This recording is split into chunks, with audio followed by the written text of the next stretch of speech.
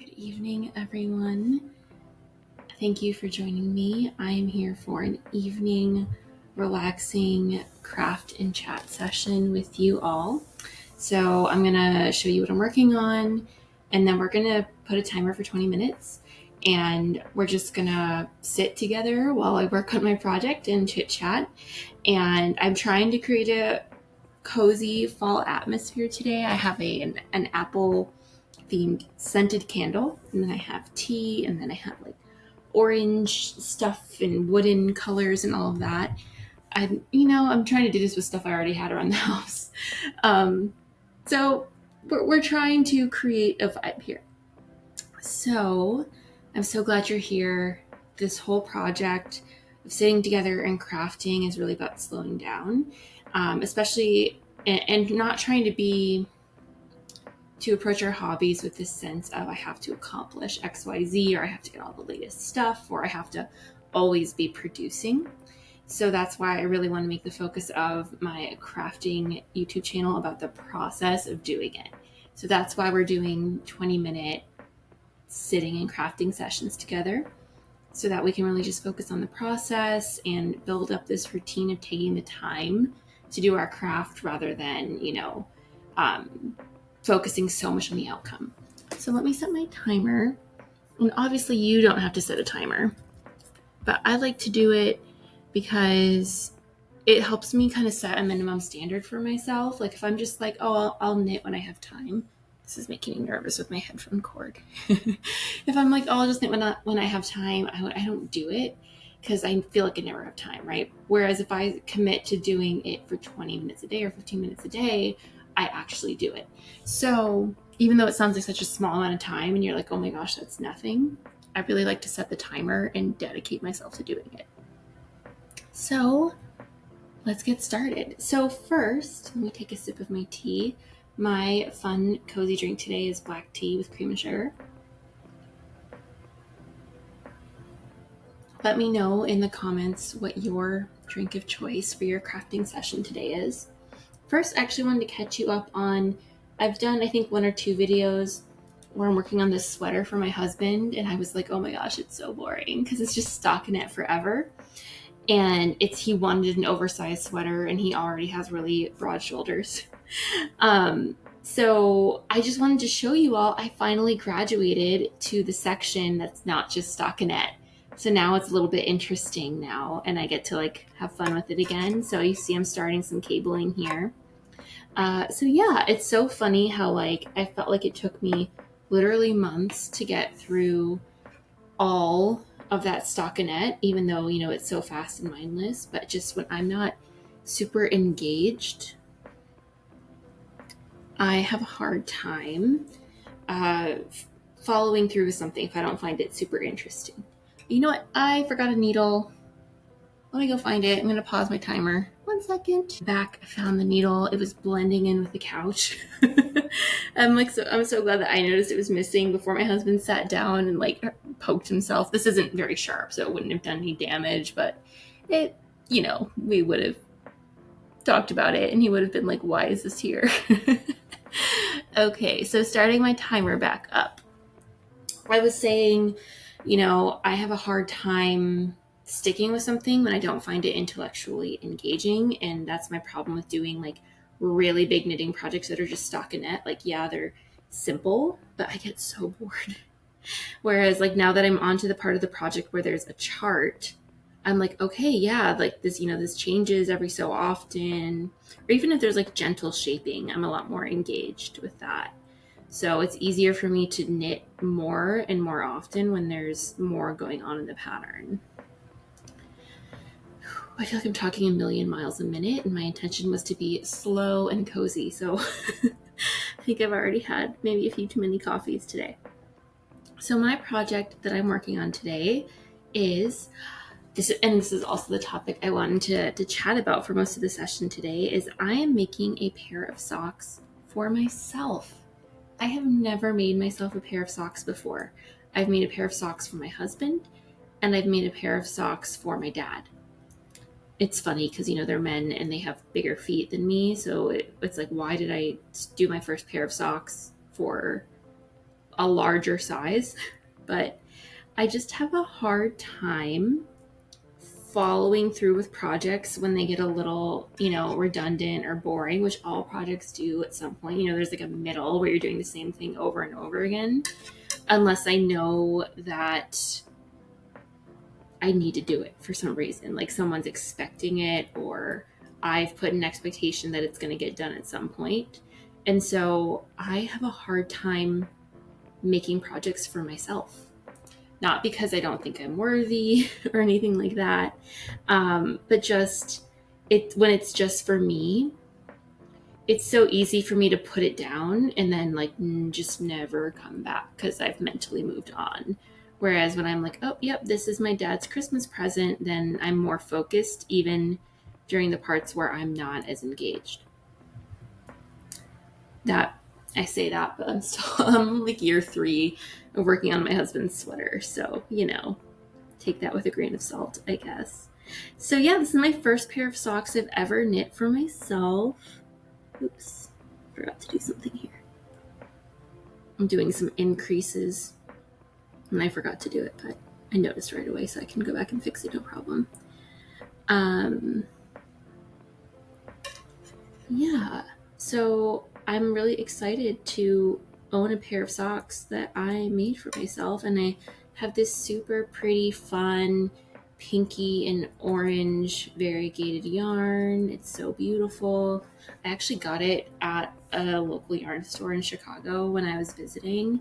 I lived in Chicago for a long time, and then I moved away for grad school, and then I've only been back twice since I left. Wait.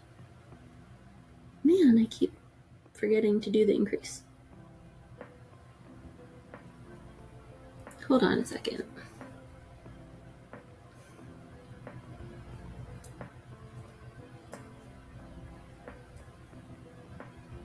Something funky is going on. Okay, I see what I was doing. That's maybe another interesting topic for a video someday, is reading your knitting, so that you can just kind of look at it and know what you were doing and what you're supposed to do next. Wait, did I? That's correct. Okay. Now I'm getting in my head. Okay, yes, I was correct. So I got the yarn at a local yarn store in Chicago. I've only been back twice since I moved away. I wish I could go back all the time. It's my favorite city in the world, but I've only been able to make it back twice. And so the last time I went back was years ago at this point. It was before I even got married. And I went to this local yarn store while I was there and picked up this yarn. And now I'm finally making myself something with it. And it's just like, I don't know. It is, as much as I understand why it's easier for me to make stuff for other people, and I don't think I'm coming at it from a place of feeling like I'm not worth it or anything like that. I was thinking about it and I was like, I've been knitting for years. Not that I'm like an expert, because I've been pretty casual about it the whole time, but like, it's kind of sad that like, I don't really have stuff. Like, I don't really have stuff that I've made. And I think that I want to make that a focus for myself, not like a super intentional focus. Intentional, not like a super strict focus where I'm only going to make stuff for myself from now on, but more just like make sure that, because I knit a few projects at once at any given time, as you can see, I'm still working on my husband's sweater while I'm picking up this project. So any given time, I think I want to have a project in the works that is for me and not for someone else. And I think that would feel like a nice middle ground for me. Okay. So yeah, that's kind of the topic that I wanted to touch on with you all today, or the main one. I'm sure my brain will wander and I'll touch on other things, but I wanted to know what you all think about knitting for yourself. Oops. Before I get started, let me have more tea. Knitting for yourself or for other people. Do you tend to do one or the other more often than not? do you only do one or the other? I've heard, some people are very strict, like they don't knit for other people because it puts pressure on them, or it even puts. I have a good friend that I know from. She is a crafter, but I met her through school, so we just kind of happened to both be into crafting. It's not how we met, and she says that her husband has specifically asked her not to make stuff for him, not because he doesn't like it or appreciate it, but because it makes him anxious. He said that she made him a scarf once and he was too anxious to wear it because he was so nervous that he was going to ruin it or lose it or something, and that it was so important and he didn't. But then she kind of, felt bad that he wasn't wearing it, and he was like, I would feel bad if I wore it and something happened to it. And so she doesn't make stuff for him, and that they agreed upon that, and there's no hard feelings there. But she just says that it just gives him so much anxiety. And I understand that, because I think, personally, I do believe that in the philosophy with gift giving, that once you give something to someone, you are giving up all rights to have any say in what happens to it, or have a, it's like if you want to throw it in the trash tomorrow, like that is your right. I've given it to you. It is yours to do what you want. Would my feelings be a little hurt? Yes. But I wouldn't think that's like an immoral thing for you to do. Just based on the fact that you gave it to me. But, I was saying, as crafters, we do put a lot of value into the work that we do. And I think when we give it to someone, we want them to appreciate it. And so even though intellectually, I think that once I give something to someone, it is theirs to do with as they please, I do think there is an emotional attachment there still. And it does, it might sting. Even if you can logic your way through it and say, well, they had every right to, or they need to clean out their closet, and not everyone has to like everything, and that's fine. It can still sting if someone didn't see the value in the work that we put in. And so I can see why some people have just decided to opt out of that and just say, like, I'm not going to make stuff for other people, because just their expectations and my expectations are mismatched in terms of what it means to make something for someone and how much value that gives the object. And I also think, there's also like another reason that people might choose to only make things for themselves, which is just like this is my hobby and I want to be the one who reaps the benefits of it. Man, I forgot to do the increase again.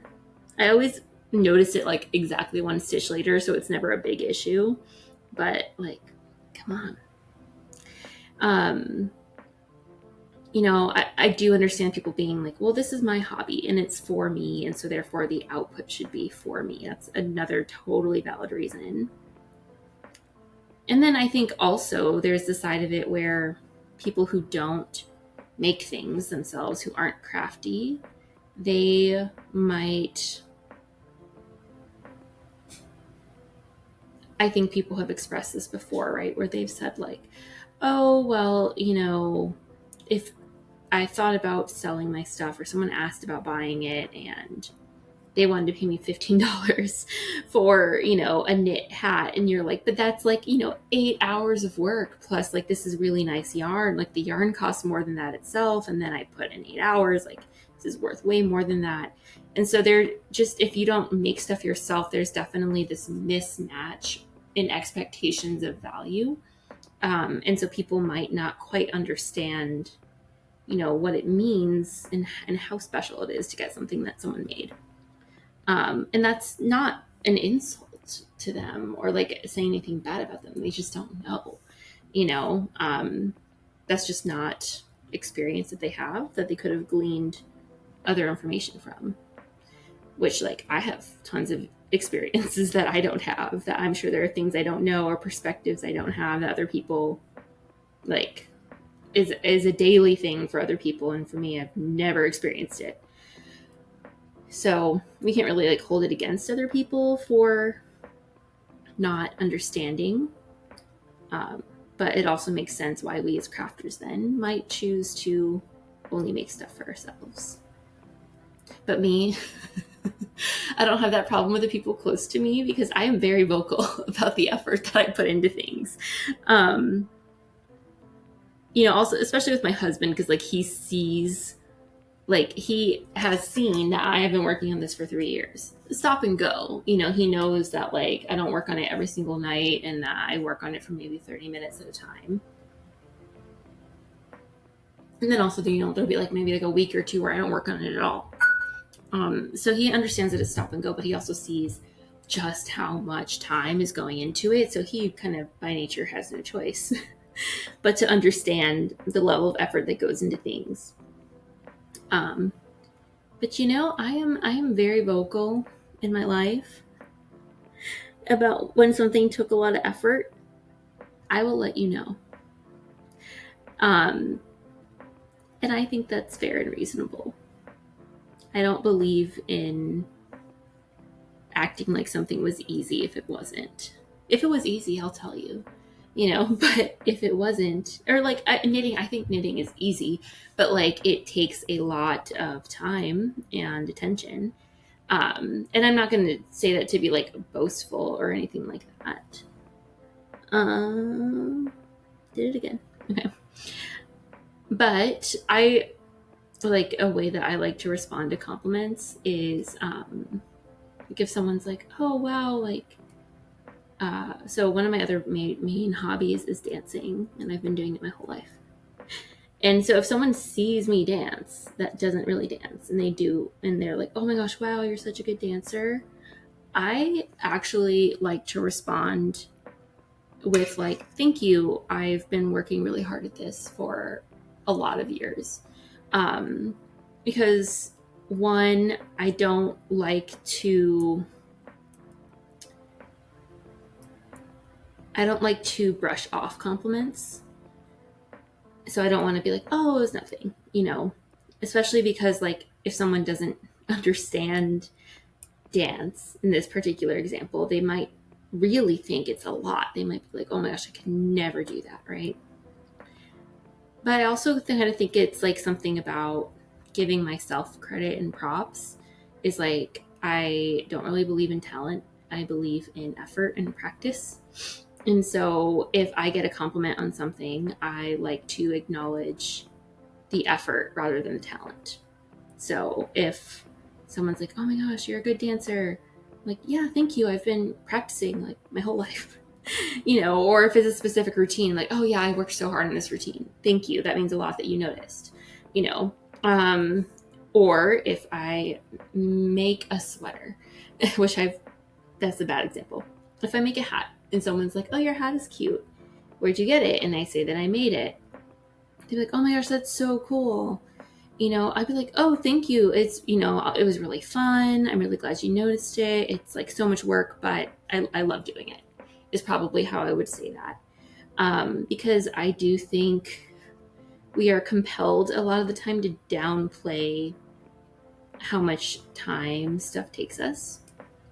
And I think it does a disservice to ourselves. I think it makes people underappreciate our work. And then also I think it does a disservice to them because it makes people feel like the reason that they can't do that is innate talent rather than like they just haven't put in the hours to practice yet. So I like to be really upfront about how much work stuff takes. And I do this in my job. Which sometimes my boss might see that as me complaining. I don't think I'm complaining. If she's like, oh, you did X number of cases, I'd be like, yeah, it took me all day. That was a lot of work that I did.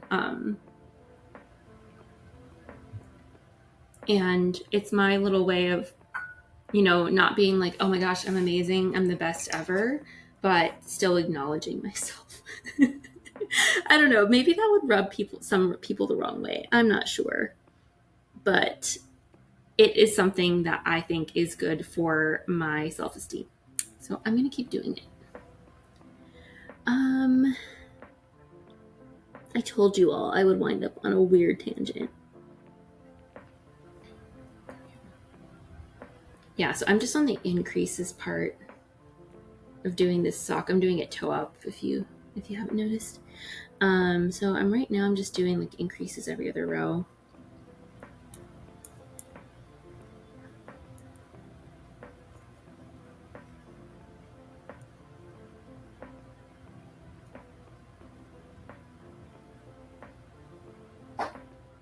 So we were talking about how I'm finally making socks for myself, and then how other people only make stuff for themselves because they feel like there's, one of the reasons might be that there's a mismatch between other people's expectations and their expectations in terms of the amount of effort it takes to make something for someone, and how that affects the appreciation of it, and how people view it as a gift. To which I say, do what you got to do. If you only want to make stuff yourself, more power to you. And also, if you are in the habit of downplaying how much work you put into stuff, don't do that. Let people know. You can be gracious about it. You don't have to be like, if I made it sound annoying, then don't do it that way. But I think there's a way to give yourself props and be gracious. And I think especially, I'm a woman, and I feel like that's something that we are trained not to do as women. We are trained to always be like, oh no, it was nothing, and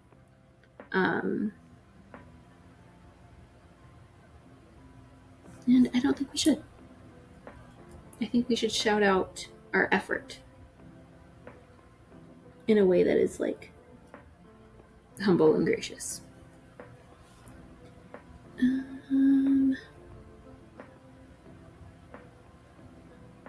want to know what you all think. So tell me, do you make stuff for yourself or not? When you make stuff for other people, do you feel a certain type of way about their reactions? Oh, that's my alarm. That last few minutes went by so fast. How do I stop this? Okay. Yeah, I swear I looked over and it said I had like 4 minutes left, so I started yapping on another topic, and then the alarm is going off. So that's 20 minutes.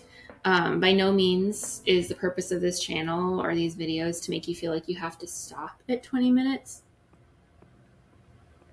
It's more like that's your minimum commitment to yourself in the practice of doing crafts. I find, just taking that small chunk of time feels doable, feels like a lot of people, maybe not every single person out there, but a lot of people can regularly fit 20 minutes into their day at least a few times a week.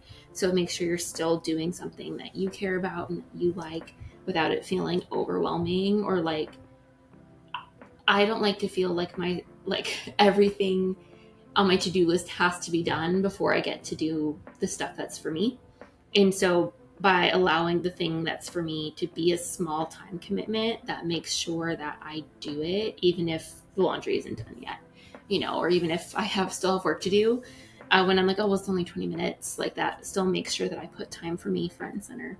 I feel like the theme of this video today is like healthy selfishness. Like, I'm making something for me because I want it. I'm giving myself props when I think I deserve it in a way that I think is gracious, and then like making sure that I don't push aside my interests and my me time in the interest of all the stuff I have to do. So that is the unintentional theme for the video, is healthy selfishness. And you know what? I really love that. And I want to know what you all think. What ways does this sense of healthy selfishness come up for you in your hobbies or your crafting? It could be making stuff only for yourself. It could be making sure you get a minimum amount of time to do it. So those are my thoughts for today. We'll be back with another video working on maybe one of these projects, maybe another one. You know that I like to rotate between 6-7 projects at a time, depending on my interests. So I'll see you next time. Thank you for joining me. As always, let me know what you're drinking and what you're working on today. Bye, everyone.